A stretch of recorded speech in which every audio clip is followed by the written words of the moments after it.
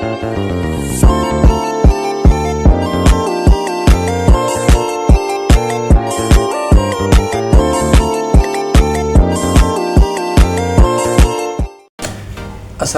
warahmatullahi wabarakatuh. Selamat malam dan selamat beristirahat untuk kita semua. Sebelumnya perkenalkan, nama saya Rahmat Jayadi dengan NIM 210241, Prodi Manajemen kelas era 6, Fakultas Ekonomi dan Bisnis. Dan sekarang saya akan membahas terkait tentang materi UAS yang telah saya pelajari selama perkuliahan, yaitu tentang audit sumber daya manusia.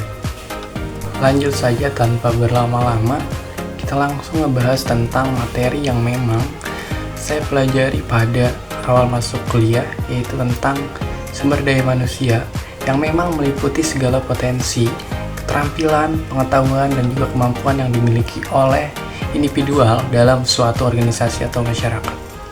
Sedangkan manajemen sumber daya manusia atau bisa disingkat dengan MSDM adalah suatu rumpun ilmu yang mengatur hubungan secara peran sumber daya. Dalam hal ini disebut juga sebagai tenaga kerja yang dimiliki oleh individu agar dapat digunakan dengan efektif. Tujuannya untuk mencapai output yang diinginkan pada suatu organisasi atau juga masyarakat. Dan di samping dari pengertiannya juga ada juga yang namanya proses dan tahapan sumber daya manusia. Itu terbagi menjadi dua, yaitu ada proses dan juga tahapan. Di proses sendiri itu ada yang pertama, buat rencana kebutuhan tenaga kerja jangka pendek dan panjang sesuai tujuan bisnis. Dan juga ada yang kedua yang saya tahu, itu pertimbangkan tren industri dan kebutuhan tenaga kerja di masa depan. Adapun di tahapan dan titik poin yang pertamanya itu adalah mengetahui tujuan perusahaan dan juga inventarisasi sumber daya manusia itu sendiri. Dan yang ketiga, memperkirakan demand dan supply SDM itu sendiri. Dan di samping itu ada juga beberapa peran dan fungsi sumber daya manusia. Itu yang pertama, tenaga kerja, yang kedua, tenaga ahli, dan yang selanjutnya adalah pemimpin.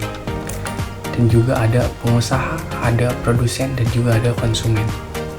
Di samping itu, dalam tenaga kerja sendiri, peran sumber daya manusia dalam perusahaan yang pertama adalah sebagai tenaga kerja. Dan di dalam tenaga ahli, fungsi dari sumber daya manusia di dalam perusahaan adalah sebagai tenaga ahli.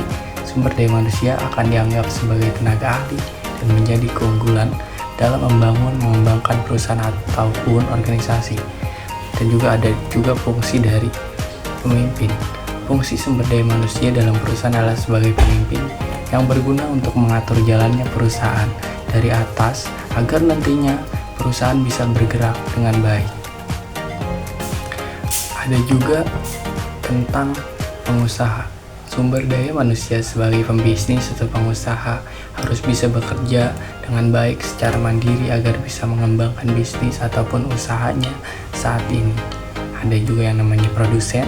Fungsi dari manusia sebagai produsen adalah individu yang mampu menghasilkan barang atau jasa agar bisa memenuhi kebutuhan pelanggan. Yaitu yang terakhir ada yang namanya konsumen.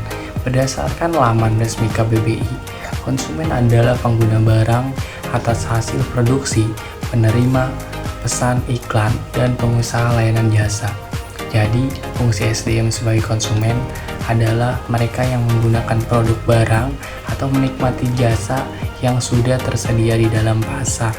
Jadi itulah pengertian dan juga penjelasan terkait materi yang pertama yang saya pelajari dalam mata kuliah audit sumber daya manusia. Selanjutnya saya akan membahas terkait tentang materi yang dipelajari yang kedua yang akan saya bahas. Materi yang kedua yaitu tentang pengertian audit. Audit adalah aktivitas pengumpulan dan pemeriksaan bukti terkait suatu informasi untuk menentukan dan membuat laporan tentang tingkat kesesuaian atau informasi dengan kriteria yang ditetapkan. Dan juga ada 3 kriteria dalam audit. Umumnya, pemeriksaan atau auditing dilakukan terhadap laporan keuangan berbagai catatan pembukuan serta bukti pendukung yang dibuat oleh manajemen suatu perusahaan. Dan juga yang kedua, tahapannya itu proses auditing dilakukan. Auditor yaitu seseorang yang memiliki kompetensi untuk mengaudit dan sifatnya independen. Adapun ketiga kriterianya, yang ketiga, tujuan dilakukannya audit adalah untuk memverifikasi subjek dari audit apakah telah sesuai dengan regulasi, standar, metode yang disetujui oleh perusahaan. Dan di dalam audit itu sendiri ada 3 aspek perkembangan dalam audit. Yang pertama, policy audit, manajemen audit. Yang kedua, performance professional audit. Dan yang ketiga, financial audit. Itulah tadi fungsi audit dikategorikan ke dalam 3 bidang utamanya yang fokusnya pada audit sumber daya manusia.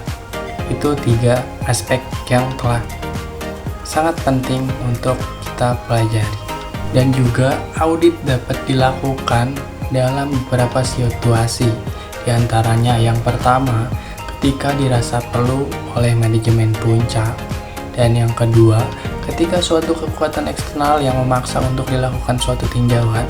Dan yang ketiga, yang kita bahas 3 poin saja. Dan yang ketiga, ketika seorang manajer baru yang merasa bertanggung jawab atas bidang sumber daya manusianya itu sendiri. Juga di audit SDM itu sendiri ada terdiri dari beberapa area, yaitu audit fungsi sumber daya manusia. Dan yang kedua, audit kepatuhan merupakan audit yang mengkaji kepatuhan. Dan yang ketiga, audit iklim sumber daya manusia, di mana ini sangat mempengaruhi kondisi karyawan, mulai dari motivasi, semangat, hingga kepuasan kerja. Dan yang terakhir, audit strategi perusahaan sangat penting dikarenakan strategi perusahaan menentukan keunggulannya dalam bersaing di pasaran. Ternyata audit juga terbagi 2, itu ada audit internal dan juga ada audit eksternal. Audit internal itu sendiri adalah proses audit yang dilakukan oleh auditor internal yang merupakan karyawan perusahaan. Dan juga ada yang namanya tentang audit eksternal. Audit eksternal adalah proses audit yang dilakukan oleh pihak eksternal perusahaan seperti kantor, akuntan publik, KAP, atau Badan Pengawas Keuangan BPK. Jadi itulah perbedaan audit internal dan juga eksternal. Dan perbedaannya di antara audit internal dan juga eksternal itu ada beberapa, saya sebutkan. Yang pertama, pelaksanaan dan juga tujuan, dan juga sifat dan juga lingkup.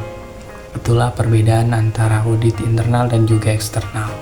Baik, kita ke penghujung materi, yaitu kesimpulan.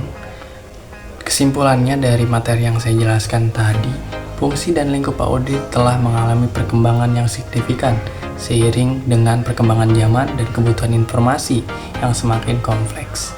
Fungsi audit saat ini tidak hanya terbatas pada pemeriksaan laporan keuangan, tetapi juga mencakup berbagai aspek lainnya dalam organisasi seperti kepatuhan terhadap peraturan, efektivitas, manajemen risiko, dan tata kelola perusahaan yang baik dan juga benar.